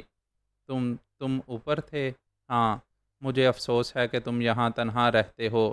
دل تو چاہتا ہے کہ سارا دن اور ساری رات تمہارے ساتھ رہوں، لیکن تمہارے تحفظ کے خیال سے دل کی اس بات کو عملی جامہ نہیں پہنانا چاہتی۔ ظاہر ہے تمہارے اپنے بھی مسائل ہوں گے سوسانہ۔ ہاں، لیکن دل چاہتا ہے اگر مسائل سے دور نکل آؤں اور اپنا زیادہ وقت تمہارے ساتھ گزاروں۔ شبان نے کوئی جواب نہیں دیا۔ سوسانہ نے کہا، دیکھو میں نے تمہارے لیے چند چیزیں تیار کی ہیں، تمہیں پسند آئیں گی۔ حالانکہ میں کھانے پکانے سے کبھی کوئی دلچسپی نہیں لیتی، لیکن ان دنوں بہت سے ایسے شناسہ اور میری دوست لڑکیاں جو مجھے بہت عرصے سے جانتے ہیں حیران ہیں کہ میرے اندر یہ تبدیلی کیوں رونما ہو گئی ہے۔ دراصل آرنوڈوم نے مجھے مردوں کی طرح پرورش کیا ہے۔ وہ نہیں چاہتا کہ میرے اندر عورت پن پیدا ہونے پائے، اور اسی وجہ سے میں نے ان چیزوں سے کبھی کوئی دلچسپی نہیں لی۔ مجھے گھڑ سواری سے عشق ہے، نشانہ بازی میں اپنا ثانی نہیں رکھتی، اور بہت سے ہتھیار چلانا جانتی ہوں۔ سمندر میں تم نے مجھے دیکھ لیا ہے، پانی کی گہرائیوں میں میں مچھلی کی مانند تیرتی ہوں، لیکن اس کے باوجود اب میرے دل میں ایک خواہش پیدا ہونے لگی ہے کہ میں اپنے آپ کو سجاؤں اور تمہارے سامنے اس انداز میں آؤں کہ تمہاری آنکھوں میں مجھے دیکھ کر چمک پیدا ہو جائے۔ سوسانہ نے انتہائی بے باک انداز میں اظہار کیا، لیکن شبان ظاہر ہے ان الفاظ کا جواب اس انداز میں نہیں دے سکتا تھا جس انداز میں سوسانہ کی خواہش تھی۔ اول تو اس میں جھوٹ شامل ہو جاتا، اور اس کے علاوہ وہ اس لڑکی کو دھوکے میں بھی نہیں رکھنا چاہتا تھا۔ مصلحت اس بات کا تقاضا کرتی تھی کہ اسے جس طرح بھی ہو سکے اپنے جال میں پھانسے رکھنا چاہیے تاکہ ان لوگوں کی رہائی کا کوئی معقول بندوبست ہو سکے۔ پھر بھی اس نے اپنے آپ کو نرم کرتے ہوئے کہا، تم میری دوست ہو، اور میں اس بارے میں اکثر سوچتا ہوں۔ یہ خیال میرے ذہن میں بار بار آتا ہے کہ اس دوستی کے جواب میں تمہیں کیا دوں گا۔ سوسانہ کے ہونٹوں پر ایک دلکش مسکراہٹ پھیل گئی۔ اس نے کہا، تم صرف وعدہ کر لو کہ اس دوستی کے جواب میں مجھے کچھ دو گے۔ مطلب، بعض اوقات انسان اپنی طلب خود ہی مانگ لیتا ہے۔ ہاں ہاں، کیوں نہیں، لیکن میں خالی ہاتھ ہوں، اور میرے پاس کوئی ایسی چیز نہیں ہے جو میں تمہیں دے سکوں۔ تمہارے پاس تمہارا اپنا وجود ہے جو اتنا قیمتی ہے کہ کائنات کے سارے خزانے اس کے سامنے بیکار ہو جاتے ہیں۔ اوہ، یہ تمہاری سوچ ہے، صرف ایک محبت کرنے والے دوست کی سوچ۔ شبان نے اسے دیکھتے ہوئے کہا، اچھا، اب جو میں لائی ہوں اسے کھا لو۔ جب تم میری بنائی ہوئی چیزیں کھاتے ہو تو مجھے ذہنی سکون ملتا ہے۔ شبان نے مسکراتے ہوئے گردن ہلائی اور اس کی لائی ہوئی چیزیں کھانے میں مصروف ہو گیا۔ وہ اسے خاموش نگاہوں سے دیکھتی رہی۔ پھر اس نے کہا، ایک بات پوچھوں شبان؟ ہاں ضرور۔ میں یہ سوچتی ہوں کہ اگر کبھی تمہیں یہاں سے جانے کا موقع مل گیا تو کیا تم چلے جاؤ گے؟ میں سمجھا نہیں۔ میرا مطلب ہے اگر گرفتار شدہ لوگوں کو رہائی نصیب ہو گئی تو وہ یقیناً تمہیں بھی اپنے ساتھ لے جانا پسند کریں گے۔ تم اس وقت کیا کرو گے؟ میں ہر قیمت پر ان لوگوں کی رہائی چاہتا ہوں، اور جہاں تک میرے جانے کا مسئلہ ہے تو اگر ان لوگوں کی رہائی میری زندگی کی قیمت پر ہو جائے تو میں ان کے لیے یہاں بھی رہ سکتا ہوں۔ وہ شبان کی بات سن کر سوچ میں ڈوب گئی، پھر کسی قدر حیران لہجے میں بولی، ان کے لیے؟ میرا مطلب ہے اگر انہیں رہائی حاصل ہو جائے تو میں یہاں رہ سکتا ہوں، تمہارے پاس، تمہارے ساتھ۔ سوسانہ کھل اٹھی۔ دیر تک وہ بند آنکھوں سے شبان کا چہرہ دیکھتی رہی۔ پھر اس نے کہا، تم یہاں رہ جاؤ تو میں سمجھوں گی کہ اس ویران جزیرے پر جو دنیا کی آبادیوں سے بہت دور ہے، زندگی کی ہر خوشی مجھے حاصل ہو جائے گی۔ شبان نے کوئی جواب نہیں دیا۔ سوسانہ کہنے لگی، مگر ان لوگوں کی رہائی کیسے ہوگی؟ میں اسی کے لیے پریشان ہوں۔ پتہ نہیں آرنوڈوم اس سلسلے میں میرے کام آ سکتا ہے یا نہیں۔ سوسانہ کسی قدر تشویش سے ہونٹ سکوڑ کر خاموش ہو گئی۔ وہ گہری سوچ میں گم ہو گئی تھی۔ تھوڑی دیر کے بعد اس نے کہا، میرے خیال میں ممکن نہیں ہے۔ کیا مطلب؟ شبان نے سوال کیا۔ آرنوڈوم ان لوگوں کا بہت گہرا دوست ہے۔ اوشن ٹریجر کے تمام لوگ اس کے ساتھی ہیں، کیونکہ یہ ہمارے سب سے زیادہ قریب ہیں۔ ایک بات بتاؤ، کیا یہاں نئے آنے والوں کا خیر مقدم کیا جاتا ہے؟ میں سمجھی نہیں۔ میرا مطلب ہے کہ اوشن ٹریجر والے جس وقت یہاں آئے ہوں گے تو آرنوڈوم پہلے سے یہاں موجود ہوگا، بہت پہلے سے۔ ان کو آرنوڈوم نے کیسے قبول کر لیا یہ تو میں نہیں جانتی، لیکن آرنوڈوم نے اگر ان لوگوں کو قبول کیا تو صرف طاقت کی زبان سن کر، ورنہ وہ اپنے قریب غیروں کی آبادی پسند نہیں کرتا۔ اس سے بہت سے مسائل پیدا ہو سکتے ہیں۔ غالباً ان دونوں کے درمیان ایسی بات ہوئی ہوگی جس سے دونوں نے اپنی اپنی طاقت کا مظاہرہ کیا ہوگا۔ ویسے ان لوگوں نے کبھی آرنوڈوم کے مفادات کو نقصان پہنچانے کی کوشش نہیں کی، اور جو ذمہ داریاں ان پر عائد کر دی گئیں انہیں قبول کیا۔ آرنوڈوم کے اور ان کے درمیان کبھی کوئی اختلاف نہیں ہوا۔ اگر اختلاف ہوتا تو میں نہیں کہتی کہ اس کے نتائج کیا ہو سکتے تھے۔ چنانچہ آرنو ڈوم اور یہ اچھے دوستوں کی طرح ساتھ رہتے ہیں، اور اگر مجھے کبھی کوئی خدشہ پیدا ہوتا ہے تو صرف یہی کہ آرنو ڈوم ان کا دوست ہے اور ان کے خلاف کوئی کارروائی کسی کے کہنے سے پسند نہیں کرے گا، تب تو بڑی مشکلات پیدا ہو جائیں گی۔ ویسے آرنو ڈوم کو دولت بہت زیادہ پسند ہے، اگر دولت کے نام پر ہی اس سے کچھ سمجھوتا ہو سکے تو۔ ہاں، مگر اس کے اپنے اصول ہیں، دولت لے کر بھی وہ شاید اپنے ان ساتھیوں کو کوئی نقصان پہنچانے کی کوشش نہ کرے، تو پھر تو میرا یہاں چھپے رہنا بالکل بیکار ہو جاتا ہے، شبان نے کسی قدر مایوسی سے کہا، اور سوسانہ اس کا چہرہ دیکھنے لگی۔ پھر اس نے کہا، میں جو ہوں شبان، مگر تم کیا کر سکتی ہو؟ تمہارے لیے سب کچھ۔ سنو، اگر آرنو ڈوم ان لوگوں سے تمہارے ساتھیوں کو رہا کرانے میں کامیاب نہیں ہو سکا تو ضرورت پڑی تو ہم سلانوبیا کا سہارا لیں گے۔ سلانوبیا یہ کون ہے؟ ہمارے مشرقی حصے میں کافی فاصلہ طے کرنے کے بعد ایک قبیلہ آباد ہے۔ نوبیا قبیلے کی حکمراں ایک عورت ہے جس کا نام سلانوبیا ہے۔ سلانوبیا میری اچھی دوست ہے، وہ طاقت کے بل پر اس قبیلے کو اپنے قابو میں کیے ہوئے ہے اور وہاں ملکہ کی حیثیت سے مانی جاتی ہے۔ اس میں بھی کوئی شک نہیں کہ آرنو ڈوم اور سلانوبیا کے درمیان مفاہمت ہے اور یہ دونوں بھی ایک دوسرے کو نقصان نہیں پہنچانا چاہتے۔ اگر سلانوبیا کو یہ بات معلوم ہو جائے کہ میں تمہیں چاہنے لگی ہوں اور تمہارے ساتھ رہنے کی خواہش مند ہوں، اور تمہاری یہ شرط یہ ہے کہ تمہارے قبیلے والوں کو رہا کر دیا جائے اور انہیں واپسی کی اجازت دے دی جائے، تو تم میری زندگی میں شامل ہو سکتے ہو۔ اگر سلانوبیا ان تمام تفصیلات کو جان لے تو وہ اس کے بعد یا تو آرنو ڈوم کو اس بات کے لیے تیار کر سکتی ہے کہ وہ اپنے دوستوں کو مجبور کر دے، یا پھر یہ بھی ہو سکتا ہے کہ وہ خود تمہاری مدد کرنے پر آمادہ ہو جائے۔ آرنو ڈوم کے خلاف نہیں، شاید اس کے خلاف تو وہ عمل نہ کرے، لیکن ہماری کسی ترکیب پر عمل کر لے۔ شبان غیر مطمئن انداز میں گردن ہلانے لگا اور بولا، نہیں، یہ حل نہیں ہے۔ ویسے سلانوبیا کا قبیلہ کہاں آباد ہے؟ شمال میں، اس طرف جہاں درختوں کی چوٹیاں پہاڑوں سے اونچی نکل گئی ہیں۔ ان پہاڑوں کے عقب میں تھوڑا سا فاصلہ طے کرنے کے بعد نوبیا کے لوگ آباد ہیں۔ یہاں کتنے افراد رہتے ہیں؟ آرنو ڈوم کے قبیلے سے بڑی تعداد ہے ان کی، کیونکہ وہ وہاں ہم سے پہلے سے آباد ہیں۔ سلانوبیا کی عمر کیا ہے؟ ہم عمروں کا کوئی اندازہ نہیں رکھ پاتے۔ ویسے وہ جوان ہے، خوبصورت ہے۔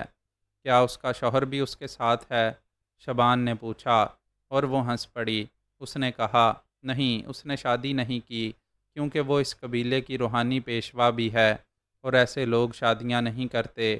وہ دنیا کے معاملات سے اس انداز میں متاثر نہیں ہوتے جس انداز میں دوسرے۔ یہی حکمرانی کی شرط ہے۔ خوب، شبان نے مسکراتے ہوئے کہا، لگتا ہے جیسے یہ آبادی جہاں تم لوگ رہتے ہو انسانی آبادی سے بالکل الگ تھلگ ایک ایسی پراسرار دنیا کی آبادی ہو جس کا تعلق مہذب دنیا سے بالکل نہ ہو۔ یہ ایک سچ ہے شبان، تم سمجھتے کیوں نہیں؟ ہم مہذب دنیا سے اتنا فاصلہ رکھتے ہیں کہ بس وہاں سے ہماری کچھ ضرورتیں ہی پوری ہو جائیں، ورنہ وہاں کے معاملات کا یہاں پر کوئی دخل نہیں ہے۔ شبان کافی دیر تک سوچتا رہا اور پھر اس کے بعد گہری سانس لے کر بولا، بہرحال یہ ذمہ داری تمہاری ہے۔ اگر تم یہ چاہتی ہو کہ میں یہاں رہ جاؤں تو میرے ساتھیوں کی آزادی کا کوئی نہ کوئی بندوبست کر دو۔ وہ سوچ میں ڈوب گئی۔ اس نے ایک ٹھنڈی سانس لے کر کہا، نوبیا بہت طاقتور ہے اور آرنو ڈوم ان سے بگاڑ نہیں سکتا، لیکن یہ بڑا الجھا ہوا مسئلہ ہے۔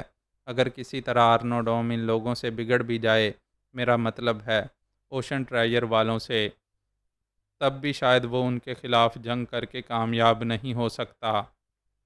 کیوں؟ ان کے پاس سائنسی ہتھیار ہیں۔ آرنو ڈوم نے ایک بار مجھے اس کے بارے میں بتایا تھا۔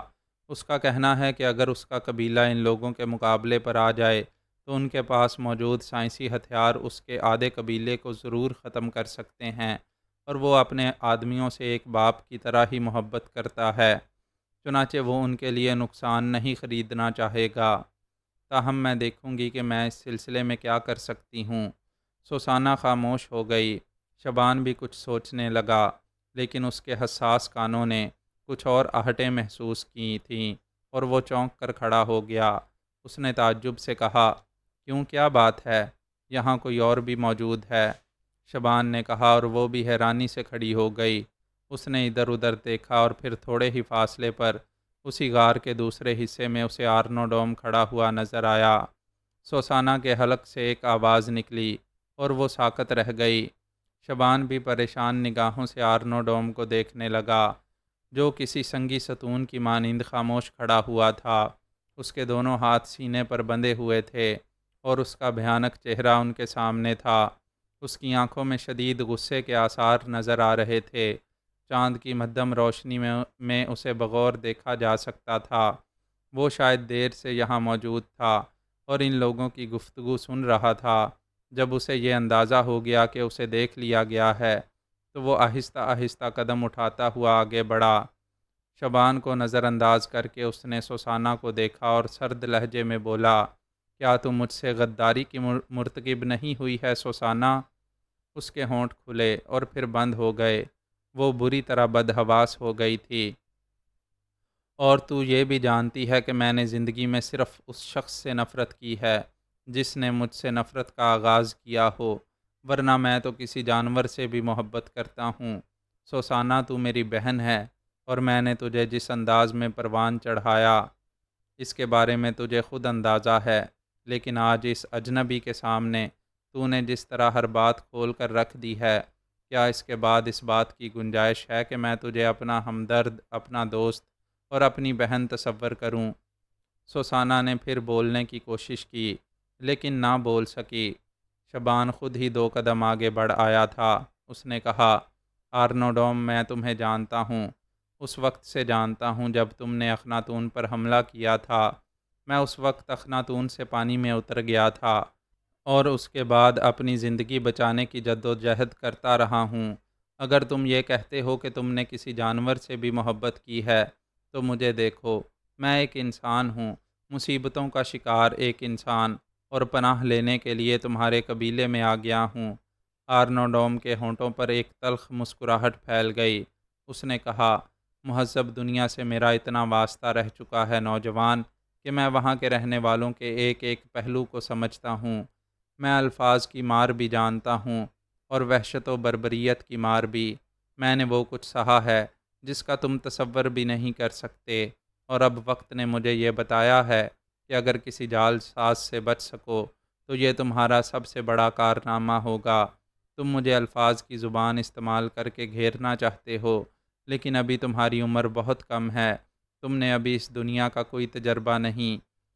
میں وہ شخص ہوں جو ہر تجربے سے گزر چکا ہوں۔ میں تم سے محبت کیسے کر سکتا ہوں؟ تم ان لوگوں میں سے ہو جو گرفتار ہوتے ہیں اور جن کی گرفتاری کے لیے مجھے معاوضہ ادا کیا گیا ہے۔ دکھ ہے تو مجھے اپنی بہن پر، جس نے میرے تمام خیالات کو جاننے کے باوجود تم سے دوستی کی اور تمہاری جانب قدم بڑھایا۔ آج تک میں یہی سمجھتا رہا تھا کہ جس کے خلاف میں عمل کروں گا، میری بہن اسے دل سے برا تسلیم کرے گی اور کسی بھی جال میں گرفتار نہیں ہوگی، لیکن یہ بھی میرا تجربہ ہی ہے کہ بڑے بڑے سرکشوں نے، بڑے بڑے طاقتوروں نے، بڑے بڑے دلیروں نے اگر مار کھائی ہے تو صرف عورت کے ہاتھوں۔ یہ عورت کبھی اسے محبوبہ کی شکل میں ملی، کبھی ماں کی شکل میں، کبھی بہن اور کبھی بیٹی کی شکل میں، لیکن اس کا وجود عورت ہی کا وجود رہا، اور آج وہ کہانیاں میرے سامنے زندہ ہو گئی ہیں۔ ایک عورت، ایک لڑکی جسے میں نے اپنی روح سے زیادہ چاہا، میرے لیے موت کا وہ سامان مہیا کر رہی ہے جو بالآخر مجھے فنا کی گھاٹیوں میں پہنچا دے گا۔ میں کوئی قسم نہیں کھا سکتی، کیونکہ جن قسموں کو کھایا جاتا ہے ان سے میرا اعتماد اٹھ چکا ہے، لیکن میں سچ کی قسم ضرور کھاؤں گا، اور وہ سچ یہ کہتا ہے کہ میں اس وقت اپنی بہن کے ہاتھوں مصیبت کے جال میں گرفتار ہونے جا رہا تھا۔ اگر کوئی ایسا مرحلہ ہوتا جس میں مجھے سوسانہ کے لیے زندگی قربان کرنا پڑتی، تو محبتوں کے ان رشتوں کے نام پر جو میرے لیے اس کے دل میں اور اس کے لیے میرے دل میں تھے، میں اس کے لیے اپنی زندگی قربان کر دیتا، لیکن اس نے پورے قبیلے کو داؤ پر لگا دیا ہے۔ ہاں، اس نے تمہیں جو کچھ بتایا ہے بالکل سچ ہے، وہ لوگ سائنسی ہتھیاروں سے آراستہ ہیں، اور ہم ان ویرانوں میں ان ہتھیاروں کا توڑ نہیں دریافت کر سکتے۔ ہم ہی کیا بلکہ یہاں رہنے والے جتنے قبیلے ہیں وہ سائنسی ہتھیاروں کے ذریعے ان کا مقابلہ نہیں کر سکتے، گو ان کی تعداد نہ ہونے کے برابر ہے۔ اگر ہم ان کے مقابلے پر جائیں گے تو نقصان ہمیں ہی اٹھانا پڑے گا۔ میں کسی سے ڈرتا نہیں ہوں، لیکن اپنے قبیلے کے ایک ایک فرد کی زندگی بچانا چاہتا ہوں، اور یہ کسی بھی طور ممکن نہیں ہو سکتا کہ میں تمہیں ان سے محفوظ رکھوں۔ سمجھ رہے ہو یہ میری ذمہ داری ہے کہ میں تمہیں گرفتار کر کے ان کے پاس پہنچا دوں۔ شبان سرد نگاہوں سے آرنو ڈوم کو دیکھنے لگا۔ سوسانا ایک قدم آگے بڑھ کر بولی، لیکن اس میں میری تم سے نفرت یا تمہارے خلاف کسی عمل کا پہلو نہیں نکلتا۔ بے شک تم میرے بھائی ہو، اور تم نے مجھے وہ سب کچھ دیا ہے جسے زندگی کہا جا سکتا ہے، لیکن غالباً یہ بھی تم ہی نے کہا ہے کہ یہ سب کچھ ایک مخصوص وقت تک ہوتا ہے، اس کے بعد انسان کو اپنی زندگی پر اختیار ہوتا ہے۔ کیا تم مجھ سے میری زندگی کا اختیار چھین لینا چاہتے ہو؟ نہیں، آرنو ڈوم نے پتھریلے لہجے میں کہا، تو پھر یہ میری زندگی ہے، اگر اسے کوئی نقصان پہنچا تو میں اپنی زندگی کھو دوں گی۔ وہ تمہارا عمل ہوگا، تم نے وہ تمام دھاگے اپنے ہاتھ سے توڑ دیے ہیں جو میرے اور تمہارے درمیان تھے۔ اب تم اگر مر جاؤ تو میں اسے اپنی مجبوری ہی تصور کروں گا۔ تمہاری محبت میں میں اپنے قبیلے کے لیے نقصان نہیں خریدنا چاہتا، لیکن میں بھی ان سے جنگ نہیں چاہتا آرنوڈوم۔ میں صرف اپنے ساتھیوں کی رہائی کے لیے کوششیں کر رہا ہوں، اور میں یہ بات جانتا ہوں کہ میری بہن سوسانا نے تمہیں نوبیا کے بارے میں بتایا ہے۔ میں دولت کے لالچ میں اخناتون پر حملہ کر کے ان لوگوں کو گرفتار کرانے کا باعث بنا ہوں۔ اگر انہیں دولت کا لالچ دیا جائے تو نوبیا والے بھی کارروائی کر سکتے ہیں، لیکن اس کے نتیجے میں میرے قبیلے کو جو نقصان پہنچے گا وہ میرے لیے ناقابل قبول ہوگا۔ فرض کرو اگر نوبیا والے ان لوگوں کے خلاف کچھ کرتے ہیں تو اس کے ذمہ دار تم تو نہ ہوگے؟ نہیں، یہ تم بالکل درست کہتے ہو، لیکن یہاں جس کام کا آغاز ہو جائے گا وہ میرے لیے ناقابل قبول ہے۔ یہ تم غلط بات کر رہے ہو آرنوڈوم۔ اگر تم اپنی محبتوں کو اسی قدر محدود پاتے ہو تو میں بھی جواب میں تم سے یہی کہہ سکتی ہوں کہ تمہارا یہ پروپیگنڈا بیکار ہے۔ فرض کرو اگر سلانوبیا میری خواہش پر ان لوگوں کے خلاف عمل کرنے پر تیار ہو جاتی ہے تو اس سے بھلا تمہارے قبیلے کو کیا نقصان پہنچے گا؟ اور میں اس وقت کے بارے میں کبھی بھول کر بھی نہیں سوچ سکتا تھا کہ تو ایک دن مجھ سے اس زبان میں گفتگو کرے گی۔ میں نے ایک سچ کہا ہے، یہ شخص میرے لیے بہت قیمتی ہے۔ تمہارے لیے اگر یہ بے مقصد ہو سو ہو، اگر اس کے لیے مجھے تم سے بھی بغاوت کرنا پڑی تو میں یہ کروں گی۔ پہلے میری زبان بند تھی، تمہارے احترام میں، تمہاری محبت میں، تمہاری عنایتوں کے جواب میں، لیکن تم نے یہ سارے دھاگے خود ہی توڑ دیے ہیں، تو اب میں بھی آزاد ہوں۔ لیکن تو آزاد نہیں ہے سوسانا، مجھے تجھ پر شبہ تھا۔ جب مجھے اس بات کا یقین ہو گیا کہ تو غداری کر رہی ہے تو میں نے تیرا تعاقب کیا اور یہاں تک پہنچ گیا۔ میں تنہا نہیں ہوں، دیکھ اپنے چاروں طرف، میرے وفادار تیرے ارد گرد موجود ہیں۔ سوسانا اور شبان نے نگاہیں گھما کر دیکھا۔ دو دو آدمیوں کی ٹولی میں آرنوڈوم کے ساتھی بے شمار تعداد میں یہاں موجود تھے۔ سوسانا نے کہا، تو اب مجھے کیا کرنا ہوگا میرے بھائی؟ خود کو گرفتاری کے لیے پیش کر دے۔ غداروں کے بارے میں خود ہی فیصلے کرتا ہوں، اور تو نے غداری کی ہے، چنانچہ اس سلسلے میں تجھے جواب دہی کرنا ہوگی، اور فیصلہ کرنے کا حق اب میرے پاس نہیں رہا، بلکہ کچھ دوسرے بھی میرے ہم آواز ہوں گے۔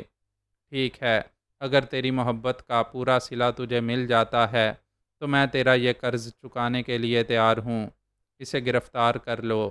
آرنوڈوم نے سرد لہجے میں اپنے ساتھیوں سے کہا، اور 8 آدمی سوسانا کے ارد گرد کھڑے ہو گئے۔ میں نے کہا ہے اسے گرفتار کر لو، اسے رسیوں میں جکڑ لو۔ آرنوڈوم غرایا، اور ان لوگوں نے بحالت مجبوری یہی عمل کیا۔ اس نے کوئی جدوجہد نہیں کی تھی۔ شبان کو صورتحال کا اندازہ ہو گیا تھا۔ وہ اس وقت کسی دلیری کا مظاہرہ بھی نہیں کرنا چاہتا تھا۔ اگر آرنوڈوم اسے گرفتار کر رہا ہے تو اس وقت گرفتار ہو جانا ہی مناسب ہے۔ بعد میں اپنے لیے صورتحال کا کوئی نہ کوئی جائزہ لے لیا جائے گا۔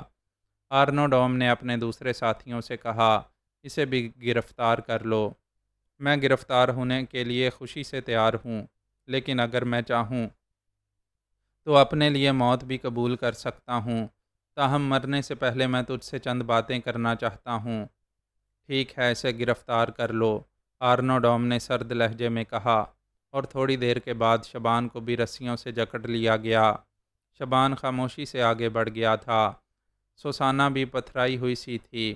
ان دونوں کو بستی میں لایا گیا اور شبان کو بستی کے ایک بڑے سے جھونپڑے میں قید کر دیا گیا۔ آرنوڈوم اس کے سامنے پہنچ گیا تھا۔ رات کا وقت تھا۔ جھونپڑے میں ایک مشال روشن تھی۔ آرنوڈوم قوی ہیکل آدمی تھا۔ وہ شبان کو دیکھنے لگا، پھر اس نے کہا، ہاں، تو نے مجھ سے کچھ گفتگو کرنے کے لیے کہا تھا۔ بول، تو کیا چاہتا ہے؟ میری اور تمہاری کوئی ذاتی دشمنی نہیں ہے۔ اگر تمہارے ذہن میں یہ تصور ہے کہ میں نے تمہاری بہن کو بہکایا تو اسے بھی دل سے نکال دو۔ اگر وہ تم سے سچ بولنے پر آمادہ ہو تو اس سے یہ بات پوچھ لینا کہ اس کی محبت کے الفاظ کی ادائیگی کے جواب میں نے اس سے کچھ بھی نہیں کہا، اور اس کی بنیادی وجہ کچھ اور ہے۔ کیا؟ اس نے گہری نگاہوں سے شبان کو دیکھا۔ میں کسی اور سے محبت کرتا ہوں اور وہ میری منزل نہیں ہے۔ اس سے کیا فرق پڑتا ہے؟ سوسانہ تو تمہیں چاہنے لگی ہے۔ میں صرف اپنے ساتھیوں کی رہائی کے لیے یہ کام کر رہا تھا۔ تمہاری بہن کے ذہن تک میری پہنچ نہیں تھی۔ میں اسے کسی بھی قیمت پر دھوکہ نہیں دینا چاہتا تھا۔ اگر اس میں تم میرا قصور سمجھتے ہو تو پھر تمہیں آزادی ہے۔ اگر تم واقعی اپنے دل میں تھوڑی بہت انسانی محبت رکھتے ہو تو یہ بات سمجھ لو کہ اگر تم نے واپس مجھے ان لوگوں کا قیدی بنا دیا تو میرے ساتھ یہ تمہاری زیادتی ہوگی، لیکن تمہارا آزاد ہونا بھی ہمارے لیے خطرناک ہو سکتا ہے۔ وہ کیسے؟ اس لیے کہ تمہیں نوبیا کے بارے میں تفصیلات معلوم ہو چکی ہیں۔ نوبیا عورت ہے، وہ تمہاری باتوں میں آ سکتی ہے، اور ہو سکتا ہے وہ یہ کام کر دے، لیکن اس طرح اس جزیرے پر جو کھیل شروع ہوگا وہ بہت بھیانک ہوگا۔ ان لوگوں کا تعلق ایک بہت بڑے اور طاقتور ادارے سے ہے۔ فرض کرو سلانوبیا نے انہیں ہلاک کر دیا اور تمہارے ساتھیوں کو رہائی دلا دی، تو اس کے بعد اس ادارے کے دوسرے ارکان جہازوں کے ذریعے یہاں پہنچیں گے، اور پھر یہ دنیا بھی ہمارے لیے محفوظ نہیں رہے گی۔ ہم نے تمام مصلحتوں کو سامنے رکھتے ہوئے آج تک عمل کیا ہے اور دوستی کے رشتے قائم رکھے ہیں، لیکن تمہاری وجہ سے یہ سب کچھ ہو جائے گا، اور میری وجہ سے اگر میرے ساتھیوں کو نقصان پہنچا تو ان سے ہمیں کیا غرض ہو سکتی ہے؟ تو پھر تم میری ایک درخواست ضرور قبول کرو، انسانیت کے نام پر صحیح، یا جو کچھ تم سمجھ لو۔ کیا؟ آرنوڈوم نے سوال کیا۔ مجھے ان لوگوں کے حوالے نہ کرو، بلکہ اپنے ہاتھوں سے مجھے ہلاک کر دو۔ اس کے بعد تو کوئی جھگڑا نہیں رہے گا۔ کیسی باتیں کرتے ہو نوجوان؟ کیا نام ہے تمہارا؟ شبان۔ میں تمہیں اپنے ہاتھوں سے ہلاک نہیں کر سکتا۔ تو پھر تم ظلم ہی کرنا چاہتے ہو تو تمہاری مرضی، ظاہر ہے میں تمہارا کچھ نہیں بگاڑ سکتا۔ تم آرنوڈوم نے شبان کو دیکھتا رہا اور پھر آہستہ سے بولا، نہیں، ہرگز نہیں۔ اگر تمہاری آزادی میرے قبیلے کے لیے خطرہ بن جائے تو میں یہ خطرہ کبھی مول نہیں لوں گا۔ میری زندگی ہی تمہارے لیے خطرہ بن سکتی ہے نا؟ کیا تم مجھے موت نہیں دے سکتے؟ تم مرنا چاہتے ہو؟ ہاں، اگر مجھے یہ بھی کرنا پڑا تو میں اس میں بھی کوئی گریز نہیں کروں گا۔ سمجھ رہے ہو نا تم؟ آرنوڈوم بولا، میں صرف دو باتیں چاہتا ہوں، یا تو تم مجھے قتل کر دو یا پھر آزاد کر دو۔ نہیں، میں تمہیں آزاد نہیں کر سکتا۔ تو پھر تم مجھے موت تو دے سکتے ہو۔ تمہارا کیا خیال ہے؟ کیا میں اس میں کوئی قباحت محسوس کروں گا؟ تمہیں محسوس بھی نہیں کرنی چاہیے، لیکن کم از کم اتنا تو کر سکتے ہو تم میرے لیے۔ ٹھیک ہے، میں اس مجبوری کو قبول کرنے کے لیے تیار ہوں۔ بولو، کیا سلوک کیا جائے تمہارے ساتھ؟ تمہیں زندہ زمین میں دفن کر دیا جائے یا کھانڈے کے وار سے ہلاک کر دیا جائے؟ کون سی موت پسند کرو گے تم؟ اگر تم یہ سمجھتے ہو کہ میری موت ضروری ہے اور اس کے بغیر تمہارا کام نہیں چل سکتا تو تم میرے ہاتھ پاؤں میں وزن باندھ کر مجھے سمندر میں غرق کر دو۔ یہ موت میرے لیے زیادہ پسندیدہ ہوگی۔ اور اگر تم یہ سمجھتے ہو کہ میں اس سے گریز کروں گا تو یہ تمہاری بھی بھول ہے۔ ٹھیک ہے، میں تمہیں تمہاری پسند کی موت دینے کے لیے تیار ہوں۔ شبان نے کوئی جواب نہیں دیا۔ آرنو ڈوم چند لمحات کھڑا اسے گھورتا رہا اور پھر اس نے کہا، میری بہن مجھ سے بغاوت پر آمادہ ہے اور اس نے جو کچھ کہا ہے اس کا میں تصور بھی نہیں کر سکتا تھا، اور اس سب کے تم ذمہ دار ہو۔ اس لیے پہلے میں تمہیں موت کے گھاٹ اتاروں گا۔ اگر میں نے تمہیں قیدیوں میں شامل کر دیا اور کسی طرح تم وہاں سے بچ نکلنے میں کامیاب ہو گئے تو بعد میں میرے لیے خطرہ بن سکتے ہو۔ تم نے میرے لیے صحیح رہنمائی کی ہے، تمہاری موت ہی زیادہ مناسب ہے۔ میں انتظامات کرتا ہوں، تمہیں تمہاری پسند کی موت دی جائے گی اور اس کی نگرانی میں خود کروں گا۔